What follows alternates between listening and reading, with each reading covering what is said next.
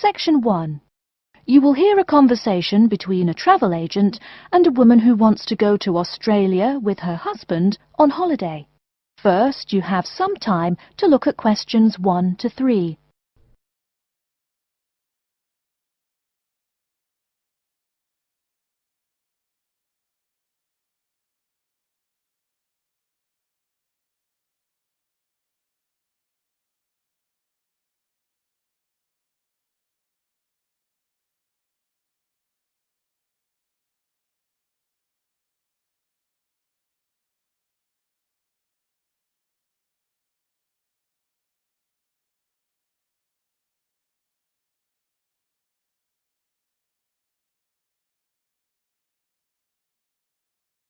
Now we shall begin.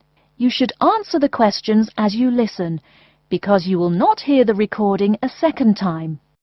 Listen carefully and answer questions 1 to 3. Good morning. I've been looking at your holidays to Australia in your brochure. I'm thinking of going during the second half of next month. Good morning. As you can see from our brochure, we offer a wide variety of packages to various destinations in Australia. Is there anything in particular that interests you? Yes, my husband and I are very interested in the holidays in the outback. These holidays are becoming increasingly popular. Would you like to arrange flights and accommodation with us, or just accommodation? Can you arrange flights from Sydney? Certainly. OK, flights and accommodation then. Right, you said that you wanted to travel next month. Which date would you prefer? I should point out that there are no daily flights available, so if you have a flexible itinerary, that's better. Well, we arrive in Sydney on the 15th of April, and we were thinking of travelling to the outback on the 18th of August. April. OK, there's only one flight from Sydney to Alice Springs on the 18th, so I'll book you on that. It leaves at 10 in the morning, which is quite convenient. Shall I book 2 seats for you? Yes, please. As for your stay in the outback, you can see from the brochure that we offer 3 packages: budget, standard and luxury. The budget package is about $500 Australian dollars, the standard package is about $700, and the luxury one is approximately $1,000, though it does depend on exactly what you would like regarding extras. Which one would you prefer?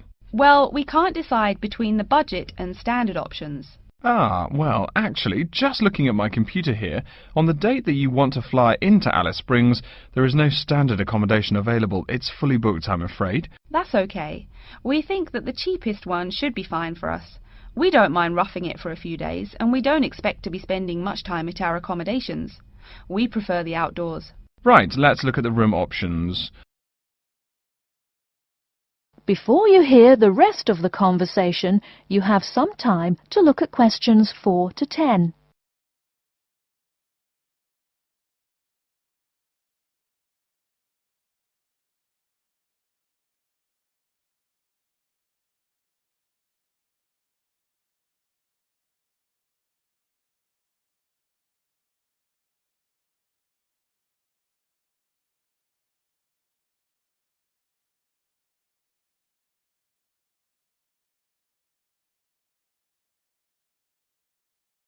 Now listen and answer questions 4 to 10. First of all, would you prefer a non-smoking room? Yes, neither of us smokes. OK. Oh, before I forget, could you book everything in my husband's name, please? Yes, of course. Are you paying by credit card? Yes. In that case, I'll need your husband's name exactly as it appears on the card. Of course, it's John A. Smythe. That's Smythe with a Y. John, middle initial A, surname Smythe, S-M-Y-T-H. Is that correct? Correct. Thank you. I'll just check the price. The room will cost $100 a night plus $10 tax, so $110 per night in total. Is that okay? Yes, that's fine. Book us for 3 nights, please. Most of the guests like to participate in some special activities and trips while they are staying in the outback. Is there anything that interests you and your husband? Yes, there are several things we'd like to see and do. We'd definitely like to visit the cultural centre. Yes, that's very popular. It's within walking distance of the accommodation and it's free. It's also a great place to pick up souvenirs of your trip. We were thinking about visiting one of the nearby farms. There are 2 farms nearby. a sheep farm and a kangaroo farm. There is also an opportunity to ride camels in the desert. Have you ridden a camel before? No, but it sounds like fun. Could you give me some more details about the kangaroo farm and the camel ride? Certainly. The kangaroo farm includes information on how the animals are raised, whilst the camel ride provides information on desert flora and fauna. Which would you prefer? You can arrange to see the kangaroos in the wild if you like, rather than on a farm. That sounds perfect. Okay, we'll go on the camel ride and see the kangaroos in their natural habitat. Okay, I'll arrange that for you. I forgot to mention that the journey also includes a stop at a place of Aboriginal artwork. It's a place well known for its stone carvings of animals and mythical creatures. That sounds great. Are the carvings in the desert? Yes. Wonderful. Well, that's perfect then. I'm sure you'll have a lovely trip, but remember that you need to take care in the sun. Yes, we're really looking forward to our trip. We really want to try to experience the dream time under the stars. Of course. That's what a trip to the outback is really all about. Yes.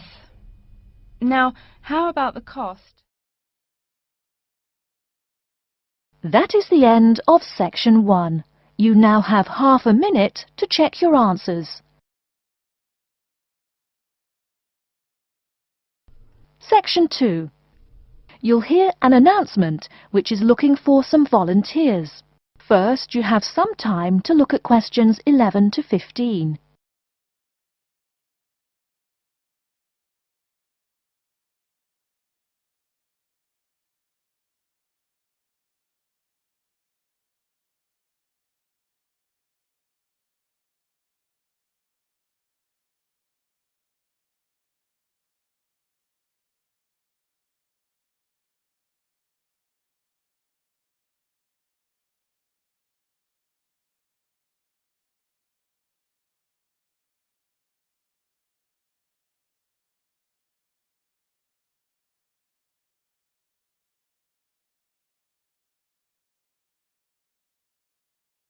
Now, listen carefully and answer questions 11 to 15.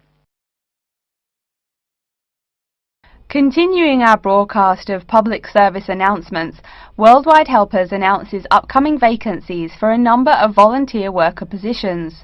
All applicants must meet the following requirements. First of all, applicants must be over 18 years of age. The company apologises, but there can be no exceptions to this rule. Second, persons interested in these positions may not have police records. Minor traffic offences like a parking ticket are, of course, no problem. But, and I quote, past and present drug users and sex offenders need not apply. The employer will, of course, check with the police to verify your clean record. In addition, applicants must supply references from past or present employers or teachers along with their recent CV. These references must testify as to the applicant's work habits and/or character. Remember, these are references from employers or teachers. A note from your dear old mum won't do. Worldwide Helpers assures me that they will contact these references to confirm they are genuine. Although all positions are volunteer, the employer will reimburse some of your expenses. For example, they will pay for transportation to and from the job site. Aside from that, the cost of phone calls is covered. Before you hear the rest of the talk, you have some time to look at questions 16 to 20.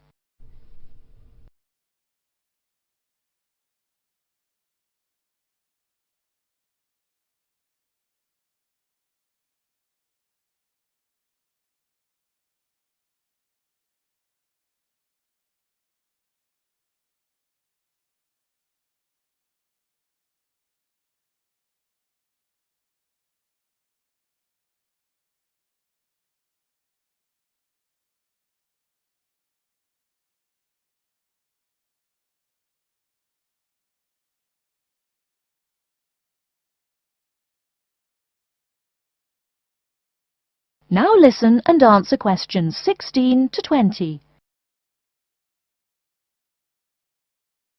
As for the positions themselves, there are 3 types.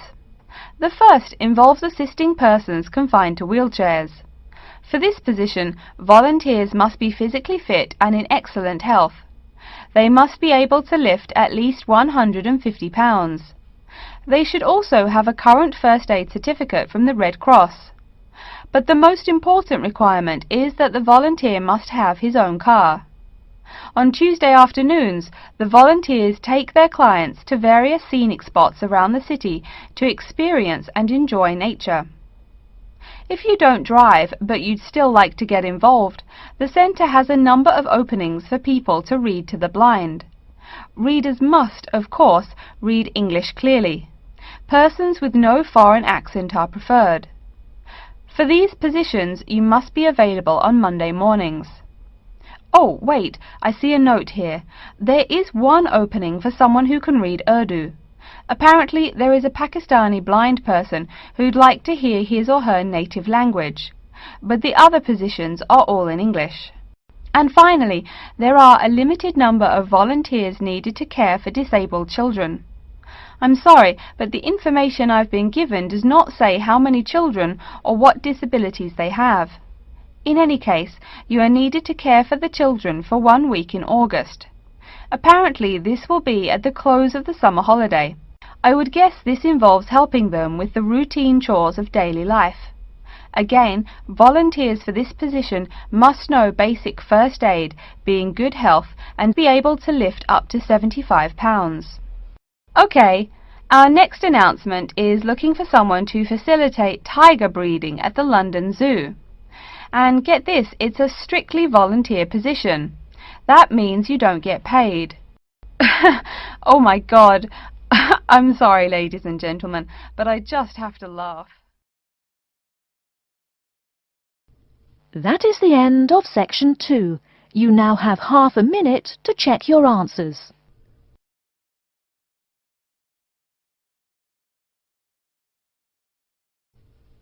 Section 3. You will hear a student called Pete talking to his classmate Dave about the presentation that he will give on environmental science. First, you have some time to look at questions 21 to 25.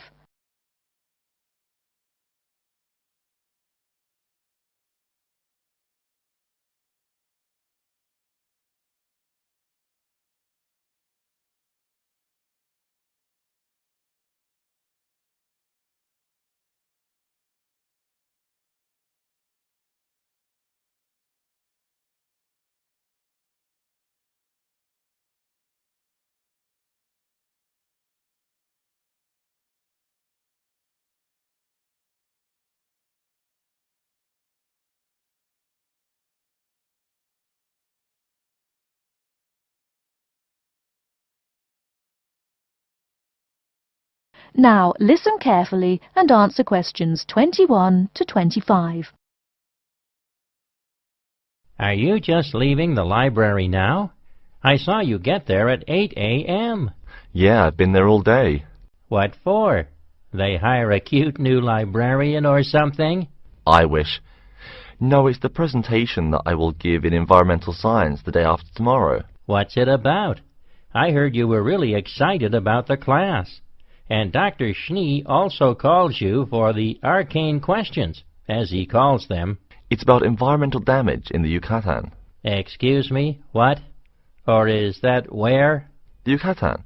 It's a state in southeast Mexico. So what's happening there? Agriculture is having a really adverse impact on the environment. There are too many farmers doing too much farming. It's really destroying the forests and ruining the soil. Deforestation is a major problem there now. How did you learn about this? I don't recall Dr. Schnee saying anything about it in lecture. Yes, but my brother went there last month. You know, to look at the old cities like the Maya Indians built. That's what first got me interested. Your brother Tom? No, Dick, Harry's twin. Anyway, he told me how few trees there were now, and how much empty ground that grows almost nothing. He said the place looked more like the desert than jungle in some parts. It brought environmental damage, so I started looking for materials in the library. Here, look at this magazine. What's in it? It's an old issue of National Geographic. It includes interviews with tourists who have been there in the past few years. It's pretty bad. See the photos? I see the photos, but 1 or 2 photos don't prove anything. Then read what the article says.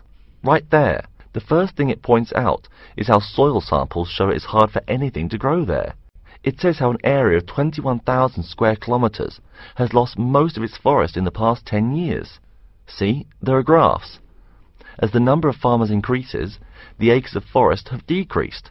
It's an inverse relation. Before you hear the rest of the talk, you have some time to look at questions 26 to 30.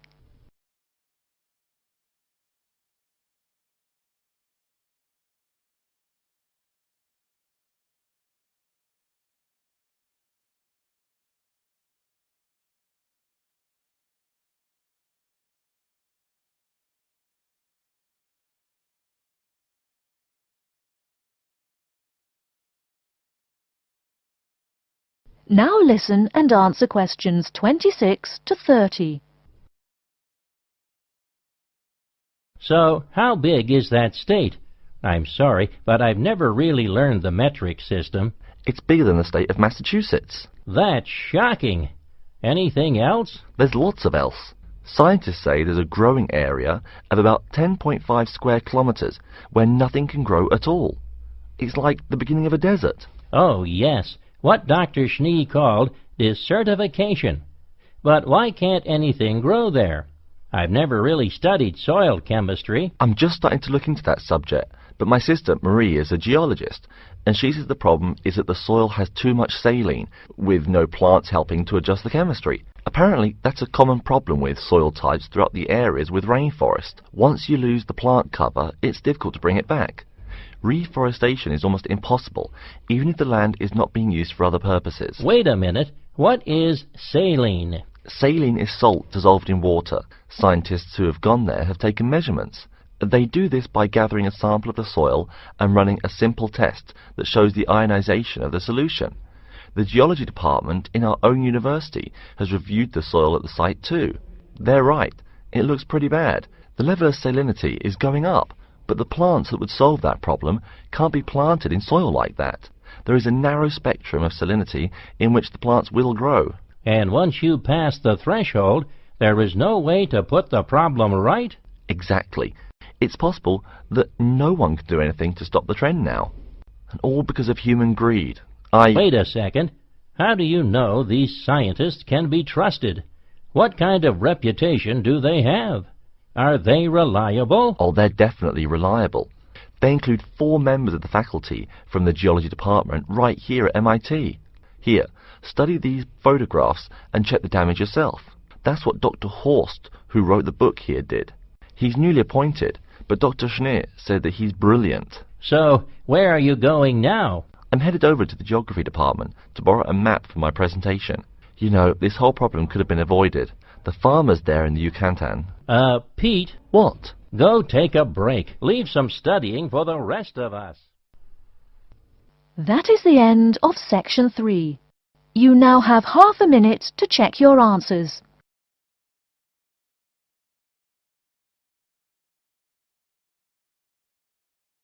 Section 4. You will hear a lecture's introduction to Insect Biology 101. First, you have some time to look at questions 31 to 40.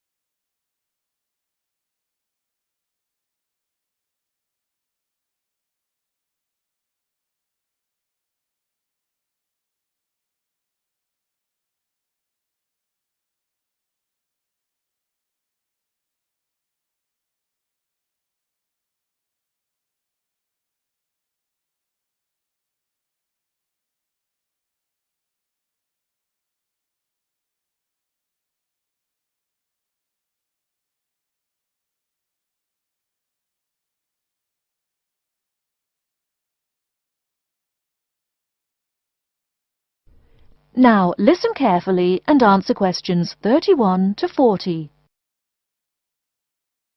Good afternoon and welcome to Insect Biology 101. I'd like to begin this course with a few remarks about good insects and bad ones. Bugs are all around us, and that's both a benefit and an annoyance, sometimes maybe even serious harm. First, let's talk about the good things that insects do for us. Probably the most important insect for humans, and maybe for all other life, is the bee. Bees help plants in the process of pollination, and thus are necessary to most flowers and fruit-producing trees. That is, they carry pollen from male flowers to female. If it weren't for bees, we'd have very few food plants and no fruit either. In fact, there would be no we. No less a thinker than Albert Einstein pointed out that, without bees, humanity would be dead within a year or less. We'd starve. It's that simple. That should maybe make us just a little humble. A little less dramatic is the fact that bees also make the honey we eat. Moreover, they produce beeswax, which is useful in candles and is also used as a first-rate furniture polish. Sure, these may not be vital to our lives, but they can serve as reminders of how important bees are. That's a point I keep coming back to in this course. Though, in all fairness, I should point out that butterflies aid in pollination as well as bees. Now, here in Michigan, what's the worst part of summer? Yup, that's right, mosquitoes. But I'm talking about helpful insects, right? So let's look at the dragonfly first. If there were no dragonflies, there would be even more mosquitoes. Dragonflies mainly eat mosquitoes and also a few other insects. Yes, that's right. They don't just fly around, and they also help to eliminate harmful insects. So the next time you see a dragonfly, don't you dare kill it. Now, let's talk a little about those harmful insects. Take the mosquitoes I just mentioned as an example. Not so many years ago, mosquitoes here in America weren't just annoying, some were even deadly. They carried malaria and yellow fever.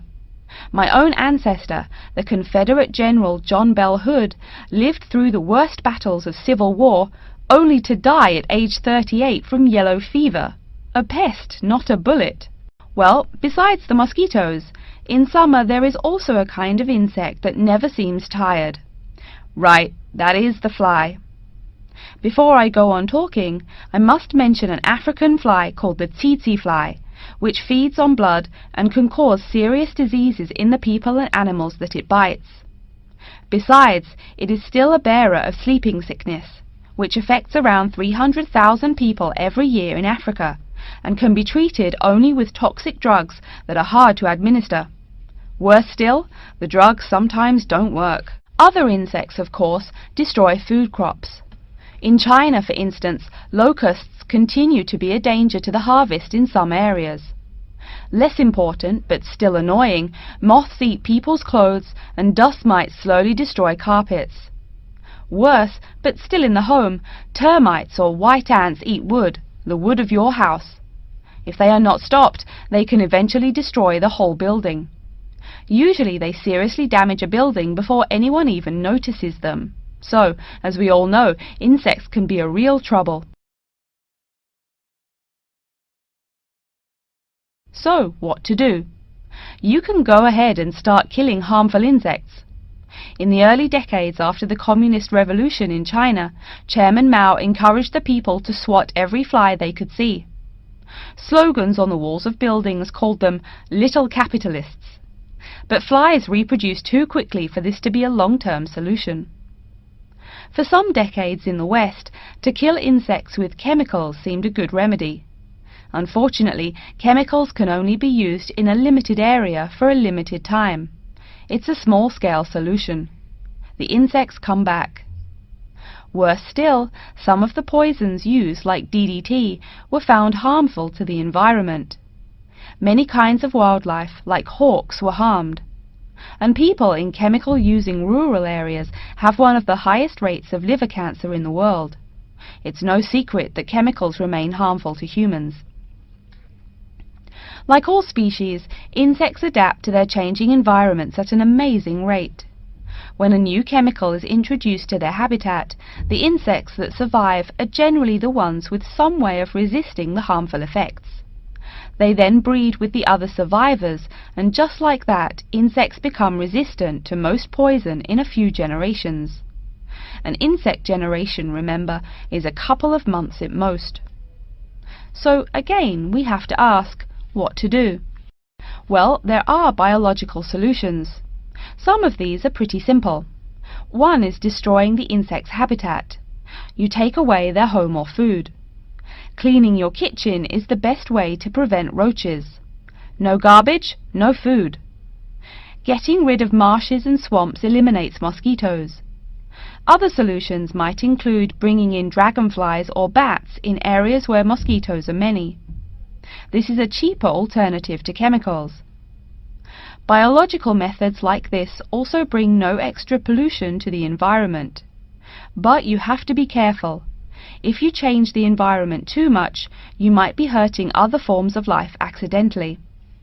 One recent method of controlling insect populations involves interrupting their breeding cycle. What does that mean? It means birth control for bugs. Insects are provided with food that makes them unable to reproduce.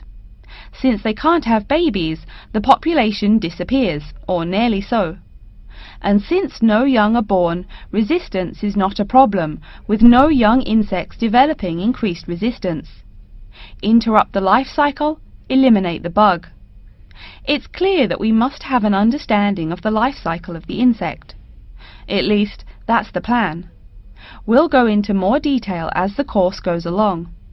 Now, I will stop here to see whether you have any questions or not. That is the end of section 4. You now have half a minute to check your answers.